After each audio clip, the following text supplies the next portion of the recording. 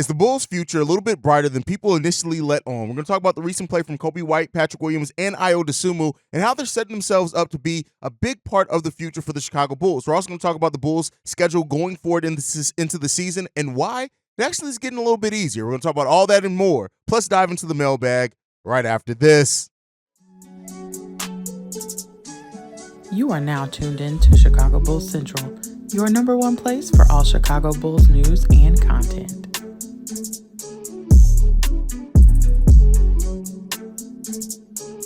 What's going on, Bulls fans? Welcome to another episode of Chicago Bulls Central, your number one spot for everything Chicago Bulls related. I'm the host, Haize, but more importantly, you guys can follow the channel at Bulls Central Pod on every social media platform we happen to be on. With that being said, let's go ahead and get into the content for today. And so I want to talk about the future for the Chicago Bulls. Now, a lot's been made of that. We even had a little bit of a roundtable about it on the YouTube page. Me, Kev, Steve-O, Bobby, and C-Dub, the whole Chi-Town Sports Central family, basically had a episode just talking a lot more than just about the young players. But one thing that's really turning heads right now is definitely Coby White, right? I think Coby White's the one that's doing it the most, of course, with his play and how he's been rounding out here lately. And you know, Coby White's showing why you don't give up on players early, and we talked about that a little bit on yesterday's daily episode as well.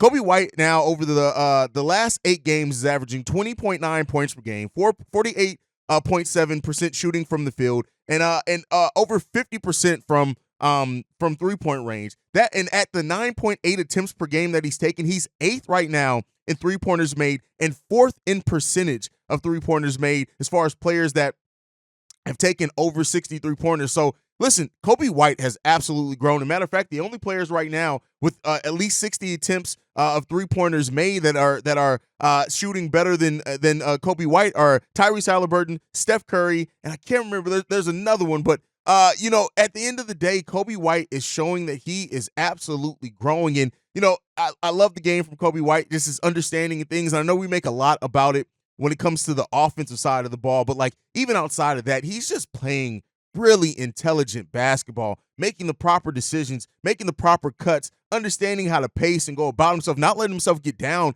either. In that last game, he started off shooting the ball really bad, but he really came out of that and still played well on the second half of that. And so, listen, Coby White is one of the shining and bright spots absolutely for the Chicago Bulls team right now. And he's stepping up in a way. Jalen Brunson's the other one that's shooting better than Coby. But right now, like when you look at just how the poise and stuff like that, that's why it sometimes progression isn't always linear. And I think sometimes as sports fans, we have this thing of looking at, all right, the first year you show a little bit. The second year you build a little bit off top of that. By the third year, oh my God, by the third year you better be an all-star or we're going to label you a bust. That's a little bit of hyperbole there, but that's what it's almost like for a lot of sports fans. If it's not by that third year, they're almost ready to give up on players. And so you're seeing it now with Coby, even, you know, more than that. Like he's in his 5th year in the league. And so it took some time for Coby to really round out and put it all together and get that consistency. And one thing as well is to find the right role. That's another thing. When you're all up and down your role, it's not always straightforward as far as you finding your path to being consistent. And so Coby White, who started off this season, you know, not starting in the second season, he was a starter. In the third season, by then he was not a starter again. And so Coby White, being 23 years old, turns 24 in February, is just really starting to round out the things are all overlapping as far as his intelligence of the game, his understanding, his confidence, right? His role. He's now in a role that really suits him as well, and he's understanding and growing in that role extremely well. Coby White is putting it all together, and I do not want to overlook the way that Coby White has played recently in this game, and he's been an extreme bright spot for the Chicago Bulls team. And, you know, if he can continue to build off of it, it's going to be something special. Over the last 5 games, I know I went over the last 8, but the last 5 games specifically, Coby White is averaging 22 points per game, 4.6 assists per game, 4.4 rebounds per game. He's doing that on 48% shooting from the field, and 50% shooting from 3-point range. And he's averaging right under a steal per game as well, and only 2 turnovers per game. Coby White is balling right now. And it's not just him either. You also want to talk about Patrick Williams.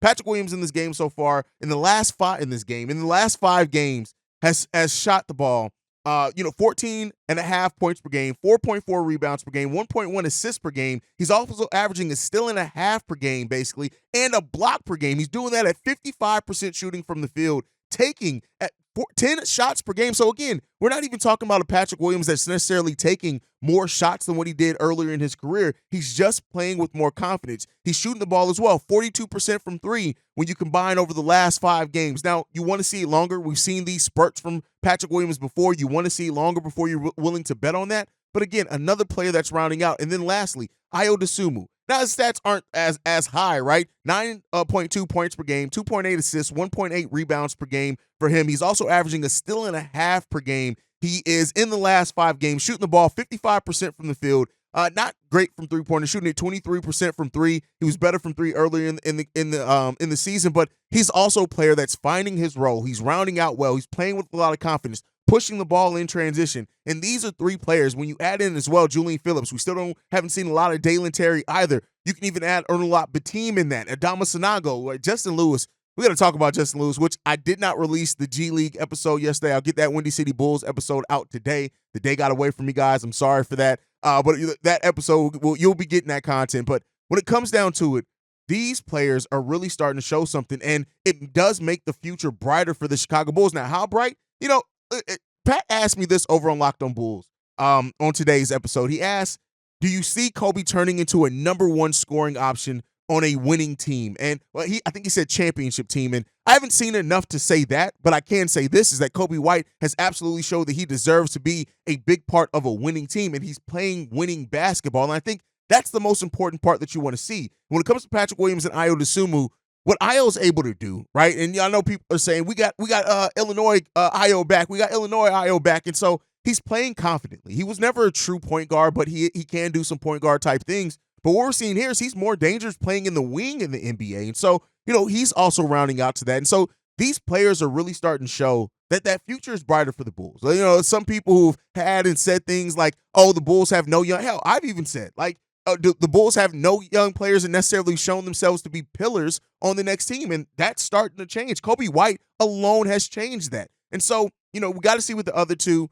I love the way that Patrick Williams has been playing confidently on both sides of the ball, taking some really good defensive assignments while still finding a way to score the ball semi-effectively for himself. So, listen, it's just, I'm not saying that it's coming around, and no, I'm not saying yet, as some people are saying, that this team is better off without Zach LaVine. I think that they're developing without Zach LaVine, and they're playing a much different style of basketball, and we got to see if that's going to continue. I need to see it for a month before I'm willing to say for sure. It's just call it my own PTSD, my own doubt and pessimism with the Chicago Bulls team, but I think we've seen so much from them in spurts that, we don't really see enough in over a sustained over time. So you want to see that. The play style is really working for the Chicago Bulls as well. We'll see how DeMar comes out. We got 2 very winnable games against Charlotte and San Antonio in this upcoming week, and that's it. So a fairly light week for the Bulls team as well. They get to get some practices in, really see if this style of play is something that they can really continue working on, developing and getting even better in, and get more healthy as well with that. And so, we'll end up seeing what happens with that. And I just wanted to talk about these young players because I've been extremely impressed with the play of those 3 young players specifically. Outside of just them, though, Torrey Craig played really good for us, especially in that last game. Talked about how DeMar DeRozan really adapted his game over how that game went against the Pelicans to really kind of fit better in a more up-tempo system. Vooch, we got one good game against Vooch, with Vooch against Milwaukee. Let's see if we can get back on track with Vooch. Using him more effectively, him shooting the ball more effectively. Let's hope that's coming down.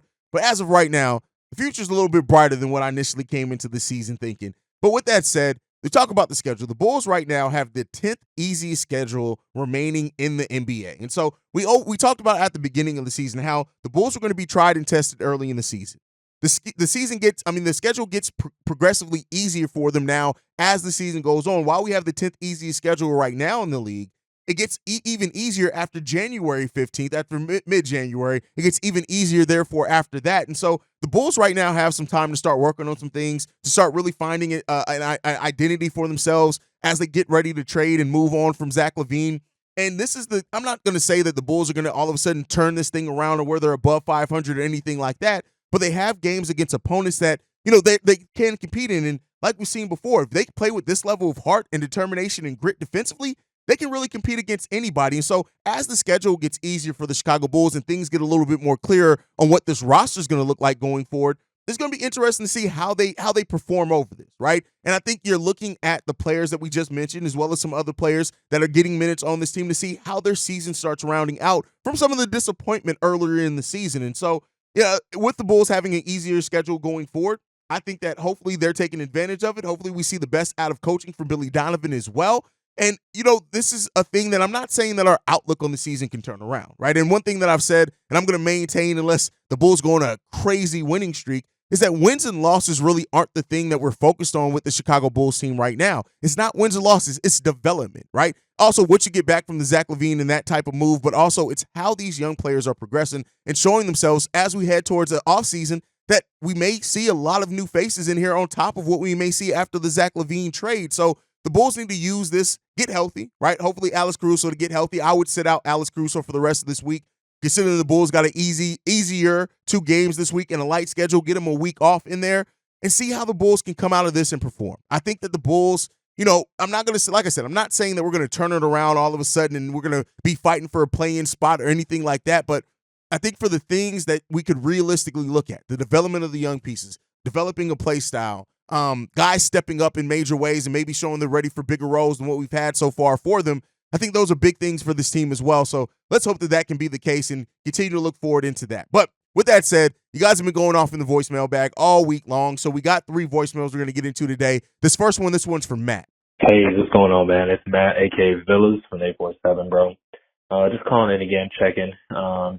Things that I just heard after the Pelicans game. It's actually Sunday now. I've seen the clip surfacing around about Zion telling Bulls personnel outside the locker room, whether he's assistant or one of the Bulls personnel was kind of messing with him. Like, man, I heard you want to come play here. And he was kind of like, calm down, man. Like, don't say that out loud. He was like, I was trying to show y'all a little something today, bust y'all ass. But Pelicans told me to, take it easy, and that's what it sounds like he says. Like, they told me to, take it easy, make sure I don't get hurt type of stuff because, that could be in the works. And kind of almost seemed like he was kind of confirming that he would like to play for the Bulls. And, with his salary, it's pretty close to LaVine's, maybe throwing Cody Zeller or something like that. And I think it matches up pretty well.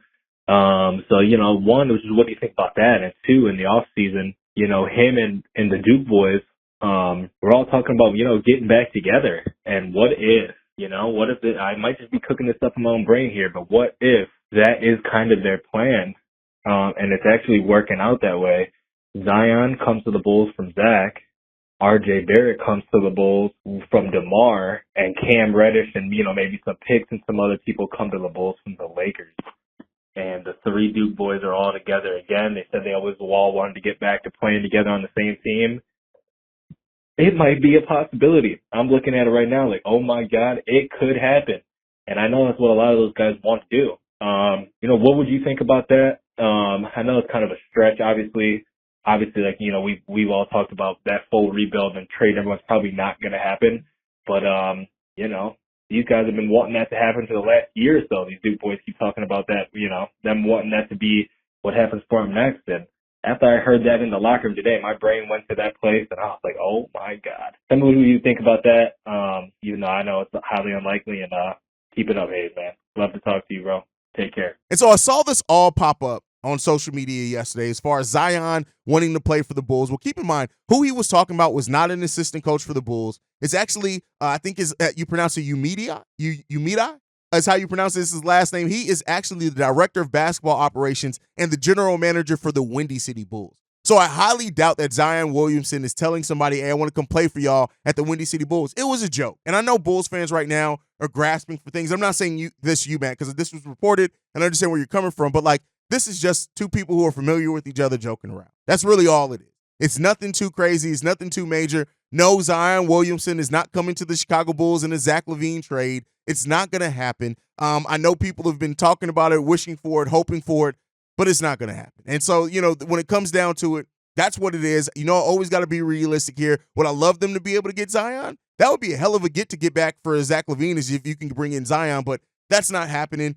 So there you go. It's just 2 people that are familiar with each other joking around. That's all that is. But all right, let's get into this next voicemail. This one's from Kelder. I am going to take a moment here as Kelder to just say, this is my moment. Zach LaVine obviously has been a major problem.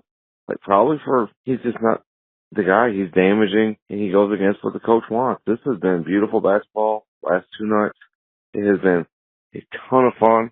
DeMar DeRozan bought in, moved the ball, got assists, and scored when he had to. Patrick Williams moving around, doing things. The one guy who doesn't play, they've got to trade him. Billy Donovan is not a bad coach. They're running his stuff. It's a beautiful thing. This is my moment. Trade LaVine. Shout out to Casual Kelder. First of all, it's such a casual take to all of a sudden say, oh, Billy Donovan's system's working. Zach LaVine didn't run the system. No, the system has changed. He's adapted to, already what they talked about they wanted to adapt it to this season. And then on top of that, the players now that we're running that system with are more apt to run it because you have those young, scrappy guys out there. So, no, this is not a thing where all of a sudden now Zach LaVine wasn't running what. No, Zach LaVine was running what Billy Donovan wanted them to run at that point in time for the last 2 seasons. Now, coming into this year, they did want to change that play style. And, with that starting lineup, we saw it. It wasn't just – and this is the thing. This is where people try to start making Zach LaVine the scapegoat, right? And I've disagreed with anybody who says, oh, the Bulls are trying to make Zach LaVine the scapegoat. But people like this, casual people like Kelder who say, oh, well, now look, Billy Donovan, we're all better. It's just Zach LaVine. No, it's a lot more than that. And that goes back to why you got to watch the game of basketball, because you can't blame how the Bulls were starting off the season just on Zach LaVine. I'm not saying he didn't have an effect and impact. He absolutely did, especially after the trade request was known and things like that. Absolutely. And I have not agreed with how Zach's handled it. But I think when you're looking at it, it's an oversimplification to just say, oh, Zach LaVine wasn't running what he didn't do what Billy Donovan wanted him to do. No, that's just false and incorrect. What we were running the last 2 years before the season, Zach LaVine was running that to what Billy Donovan wanted this team to do. And that was not using players in their proper situation, not doing catch and shoots for Zach, not going to Vooch, not feeding the hot hand, bad rotations. Those all things were still true. 2 things can be true at the same time. But I think what you're seeing now is an impact from just kind of all the talk around Zach LaVine, that being removed from the system. We heard also yesterday that the players were just unhappy before. And so now you're seeing them play a little bit more free, things like that. And like we talked about before, when everybody's being able to touch the ball and the ball's moving around freely, everybody's getting 10 shots and things like that, it helps other players stay engaged more. And so, yeah, Billy Donovan coached 2 really good games. I'm not going to try to take that away from Billy Donovan, but that has not been the consistent norm from this team. And to act like that is, Casual Kelder, you continue to prove your casual takes. Let's get into the next one. This one's from Shay. Yo, what's up, Haize? With all this Zach LaVine can't get traded crap, you know what I would do? I would just trade DeMar right now and focus on trading Zach LaVine in the offseason.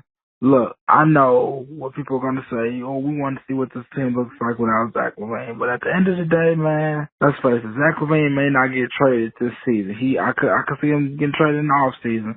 But this season, nah, not really. I think that if we would just focus on getting DeMar DeRozan out of here and Zach LaVine play better, we could probably get something even much better for him in the offseason. That way a lot of teams can know what they have and know what they need. And that way we could just,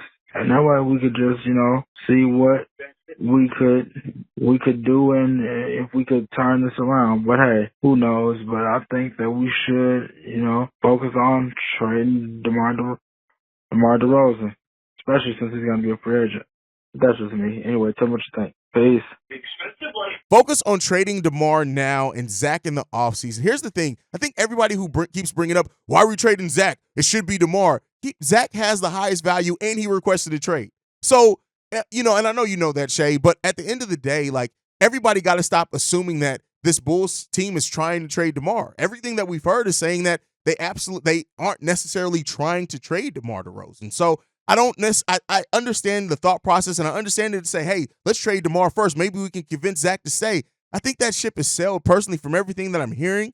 It seems like that, but at the end of the day, I think we have to just come to the realization that Zach is going to be on the move, and it's partly because of his own desire, whether it be his management team or him, and that's just what it is. And will Zach would it get better in the offseason? Not if the Bulls lose, not if he continues to affect the chemistry, not if he continues to defer where he's only taking 9 shots, right? It could actually get worse. And so I don't know if they play that.